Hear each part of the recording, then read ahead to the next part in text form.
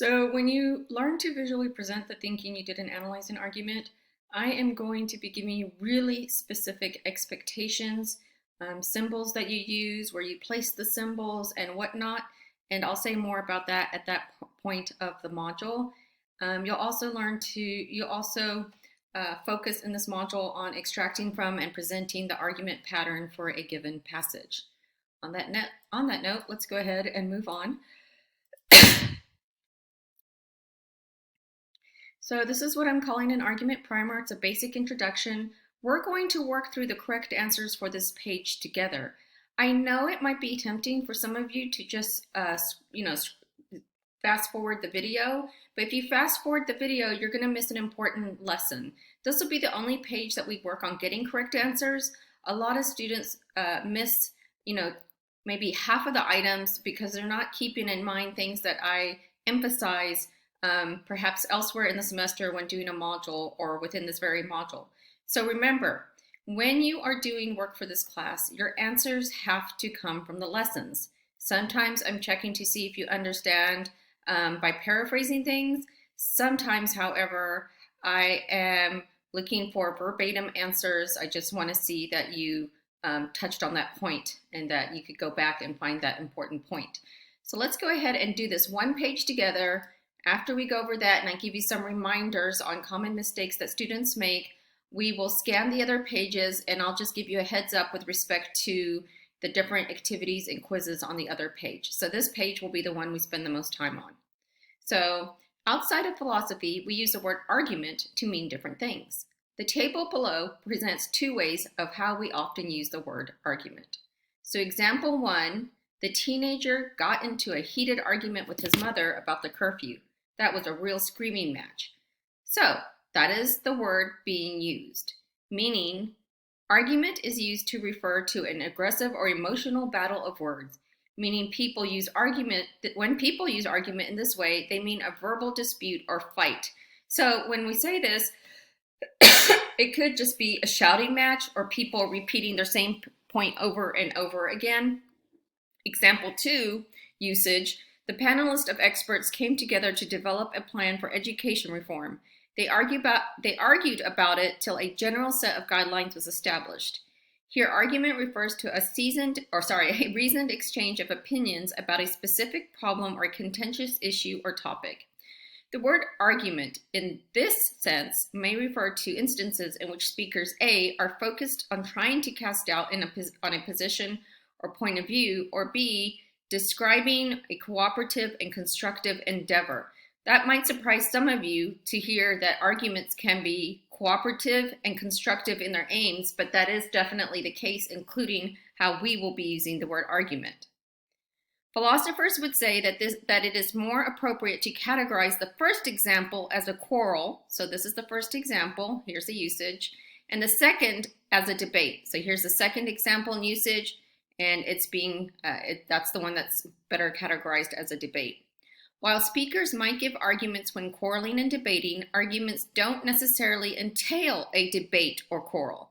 So one thing to remember is that argument is not to be defined in terms of quarreling about something, nor is argument to be defined in terms of debating a controversial or contentious issue or topic. When philosophers use the word argument in a strictly logical sense, they are referring to a special kind of discourse in which reasons are given in support of a claim or statement. Passage A is an example of an argument from the philosophical standpoint of logic. Killing is always wrong, abortion is killing, so abortion is wrong. While the topic of abortion is often debated and or quarreled about, passage A is an argument independent of these possibilities. Even if no one ever debated or quarreled about the permissibility of abortion, passage A would still be an argument. Passage A is an argument precisely and only because at least one of the sentences that is in passage A, and we see there's 3 sentences, gives a reason, what we will also call a premise, in support of what is expressed in the last sentence, right here, a conclusion. Okay, so one thing to note is that this lesson on this first page is a little bit longer than the first page lessons you got in the soft talk modules. The modules that you're doing this for week 3 are definitely longer and more intense. So keep that in mind as you think about this. One thing I'll go ahead and point out is that, as you can see, there are 13 pages, and each page has more information on it than the previous modules you experienced. And that's why I've told you to reserve at least 6 hours for this week. This module will take you an hour and a half to 2 hours, so just be prepared for that. So let's go ahead and do this quiz. Example 1 illustrates how argument is used to talk about a debate. Okay, so remember, do not use your memory. Your memory is imperfect. Secondly, you might have encoded that part of the lesson with incorrectly or inaccurately. So do not rely on memory or the assumption that you correctly encoded the information relevant to dealing with this prompt here. Go back to the lesson and look for the information needed to arrive at an answer that you can be certain is the one that you're supposed to select. So example 1 illustrates how argument is used to talk about a debate. So if I go back up here to the table, and this is a mistake that a lot of students make, is they just look at the table. So they say example 1, and then they decide, I guess in their own minds, that this is a debate or it's a quarrel.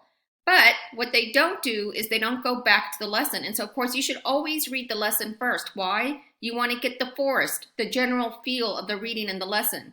The quizzes and the activities are designed to make you go back and look at the trees.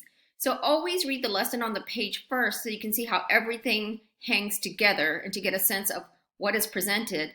Then you do the quizzes and activities to focus on the trees. That's a really smart way of using what I present to you in this class. So I noticed that here that nothing is said about examples and debates. So then I'm like, okay, well, I guess I could make it go based on my own opinion, but Dr. C said we shouldn't do that. We should be able to find an answer either directly or indirectly. Maybe there's supposed to be an indirect answer here. Maybe I'm supposed to use critical thinking, but let me check the rest of the lesson to make sure she didn't say something about that explicitly. And so, of course, if we go back to the first sentence in this paragraph, it says philosophers would say it is more appropriate to categorize the first example as a quarrel, the second as a debate. So when it comes to a debate in the examples, the lesson says the second one is better classified as a debate. What does this one say? The first example illustrates how argument is used to talk about a debate. No, that was the second one, so we're going to say false. Example 1 illustrates how argument is used to talk about a quarrel. Well, of course, we get that answer from the same part, right? It says the first example as a quarrel. And so what does this say? Example 1 illustrates how argument is used to talk about a quarrel. That's true. So notice that both of these were about example 1. What I can see some people doing here and elsewhere is they're going to assume, based on this one talking about example 1, that this one's going to talk about example 2. So again, make sure that when you do work for this class and learning, that you shift from fast thinking to slow thinking, and that you're not operating on assumptions that have worked for you in the past that may not work for you in this class or the future. From the standpoint of logic, all arguments entail a debate or quarrel. Again, remember what I said about not relying on memory and the assumption that you've properly and accurately encoded information. Let's go back up and make sure that we have the correct answer. It says, one thing to remember, okay, so we see two things. While speakers might give arguments when quarreling and debating, arguments don't have to entail a debate or a quarrel, right? So what does this say? Our arguments do entail a debate or a quarrel, but we just read that they don't have to entail a debate or quarrel. If we go on, it says one thing to remember is that argument is not to be defined in terms of quarreling, nor is it to be defined in terms of debating a controversial issue. Okay, so that sentence just further clarifies and convinces us that when it comes to this claim, from the standpoint of logic, all arguments entail a debate or a quarrel, that is false. A lot of students miss that. I don't know if they're going on their own opinion, assumptions about their memory and how well they encoded the information. Passage A is an argument because it is about a controversial topic, okay? That might be true in terms of what you think in your opinion, but what does the lesson either tell us explicitly or implicitly? So it says, While the topic of abortion is often debated or quarreled about, passage A is an argument independent of these possibilities. Do you see that right there? Also, what does it say up here? Nor is argument to be defined in terms of debating a controversial, contentious issue. Well, certainly abortion itself is a contentious issue, but we get the emphasis here that while the topic of abortion is often debated or quarreled about because it is a contentious issue, passage A is an argument independent of these possibilities. In other words, it doesn't matter that abortion is debated, a contentious issue, or quarreled. It is still, look at what it says, even if no one ever debated or quarreled about the permissibility of abortion, a contentious issue, passage A would what?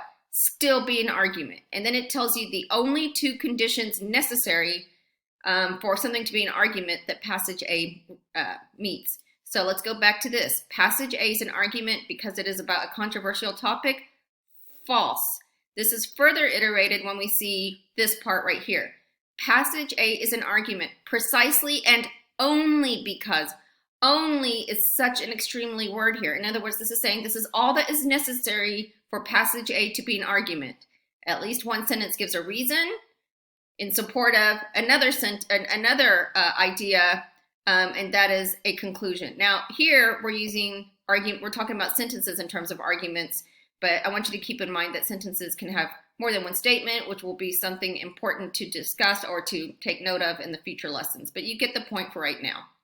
And by the way, while I've given you two versions of a definition for argument, here the official definition that you have to use throughout the rest of the semester is on the next page. So just keep that in mind as we're working through this.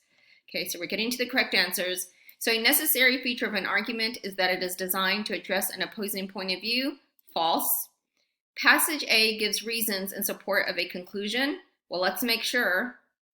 Passage A says what? It's still an argument. It's an argument because at least one sentence gives a reason in support of what is expressed in the last sentence, a conclusion. So what did that say again? Passage A gives reasons in support of a conclusion. True. And now we'll check our answers. They should all be correct. Yep, 6 out of 6. So again, make sure that you're paying good attention to this. The reading skills and analysis and everything that I've gone over applies to all of the activities and quizzes, especially when it comes to multiple choice. Let's go ahead and do a quick scan of the rest of the module, and I'll give you a heads up and whatnot. So here's where you get the official definition for argument. This is the one you need to cite from verbatim.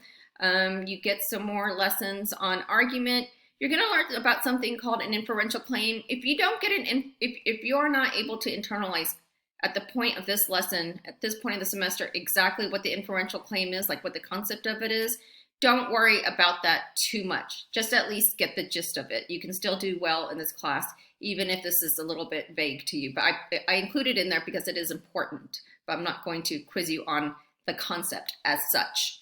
Okay, so then you can see that you have true-false questions. Again, remember, you've got to pay attention to the wording.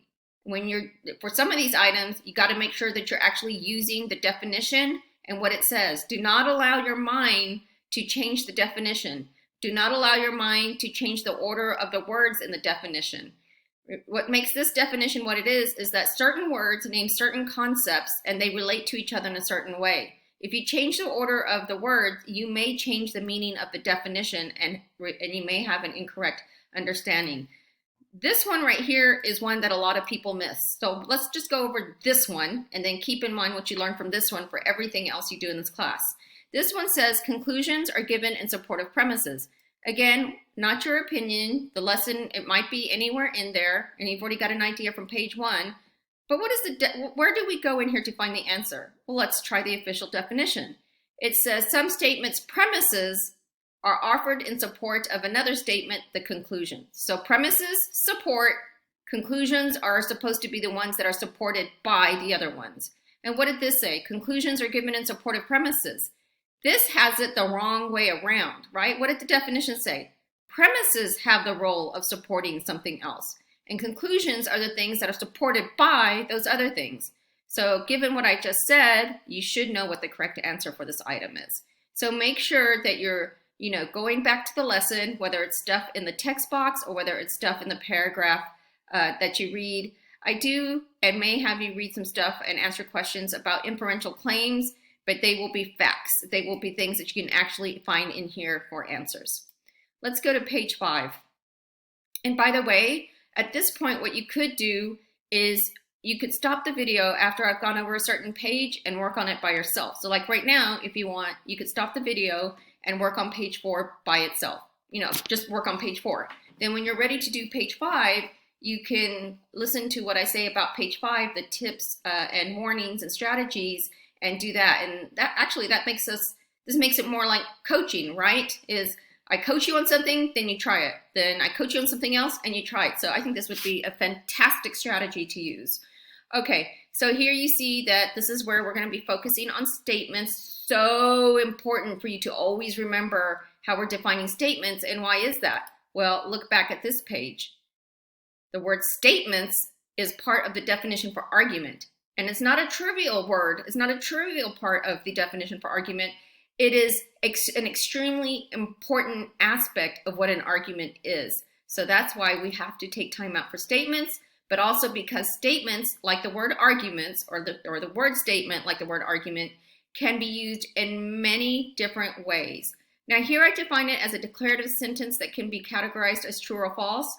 As it turns out, within one sentence, you could actually have multiple statements. So basically, it's a declarative idea, a full declarative idea that is not a sentence fragment that can be categorized as true or false. But you'll get more information on that later. Like I said, I majorly revised this module. For some reason, I'm trying to figure out why it's placing commands like this besides tables. I might have to call Soft Talk and figure out what's going on. This is new. This technically, if you see something like this, it's referring to something below it. So when I work on this in the control panel, this part right here, I see it down here. But then when it's time to actually do the module and review it, it's back up here. So I'll have to get some help with that. So here you go. You've got the multiple choice. I believe that these are each worth 4 points. You want to treat this as kind of a true false. So which of the following is not consistent? So this is multiple choice. Or it could be that there's more than one false thing. So it could be one or more false things. And actually, now that I'm thinking about it, no, it's multiple choice because Soft Talk does not allow multiple answer. So you're looking for something that is false.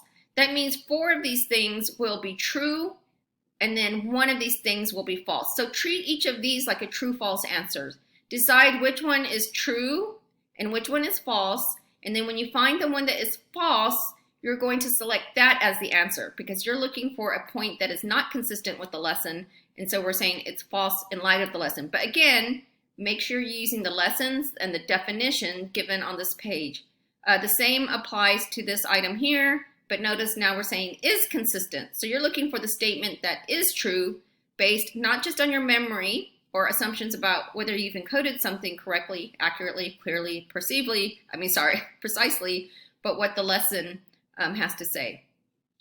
So now notice this, you've got more activities. So this page actually has 3 things for you to do.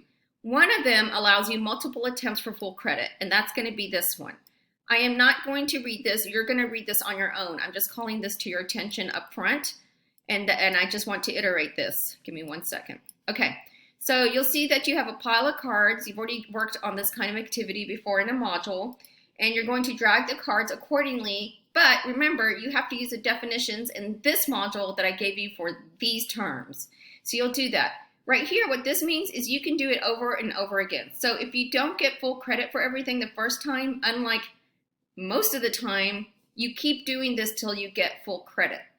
Now, when it comes to the second sorting experience, which is the same quiz with different examples, you will have to you do get only 1 attempt this time. So I'm basically giving you a chance to practice without fear of losing points permanently. Here, you do it for permanent points, and it's the same kind of thing. Notice that I might have slightly added to the definition for the titles for each, that I might have added slightly to the title names, but they're basically the same card pile names. I guess you could say these are cards.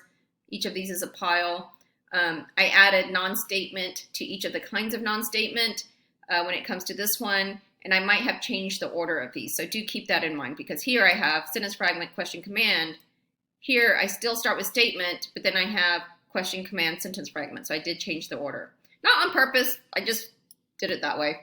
Okay, so let's go to page 6. Again, if you want to stop and work on page 5, I think that's a wonderful idea. So another primer, more examples, more lessons. Again, there's that weird thing, but it's pointing to here. So here you already know how to work through a multiple choice item. Here you can see not consistent, so I've already told you how to answer that kind of a multiple choice item. Remember, check answers. Click on a button that says check answers. Click on icons with check marks only when you're ready for your score to be counted. Make sure you reread the instructions for this, because the alignment activities can be the ones that challenge people the most, not everyone. Make sure that you're paying attention to the heading here, the arrows. Make sure you're clicking on this only when you're ready, after selecting you're ready for your score to be counted. So that's what I just said. Do not click on any check marks until you're ready for your score to be counted, whether it's in words, it says check answers, or it's the icon. Oh, there's something else that I wanted to say. Some of the items here, you're going to be looking at premise and conclusion indicators. There's going to be some items on here that are not in this list. And so this is based on this list here.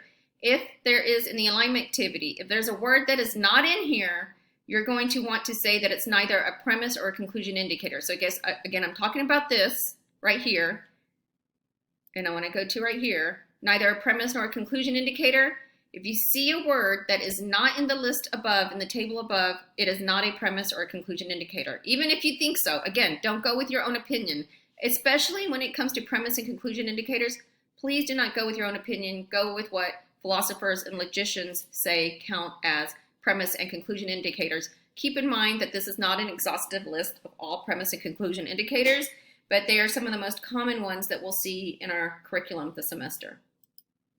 Okay. So this one goes over a method.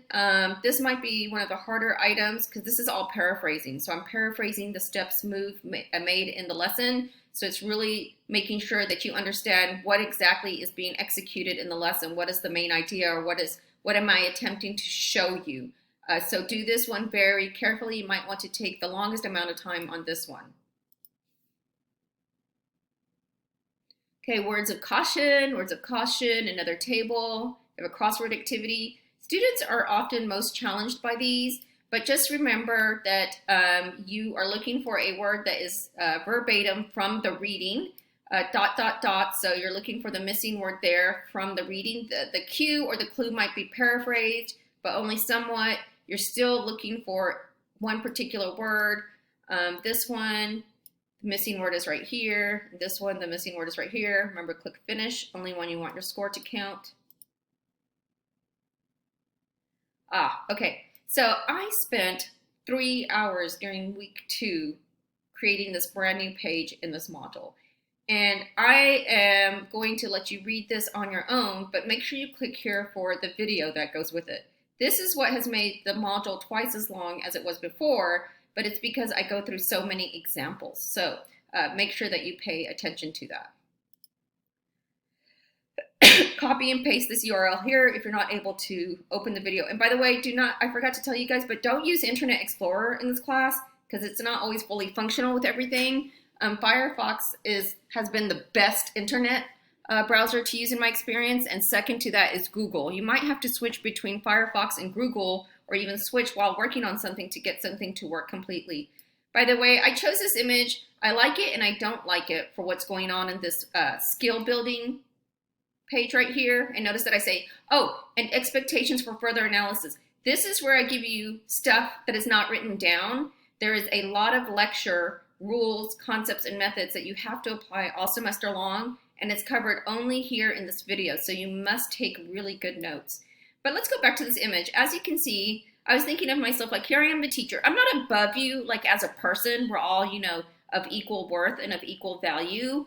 It's just that I'm getting myself in position with this video here. So you think of this chair as a video. I've created this video as a way of allowing myself to be more hands-on and interactive with your learning, the learning being expressed by this image here of the light bulb going off as some wires are extending out of a brain, right? So I'm trying to help you to see the light, to make connections between definitions and concepts that you've learned about thus far in the module that I now want you to apply. And as you guys know, it's often in applying and making mistakes that we actually figure out what we know, think we know, and what we don't know that we thought we knew, things we know, but also things we didn't know.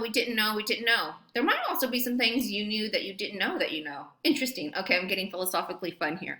But yeah, that's why I chose that image. I wanted a little image to go with that.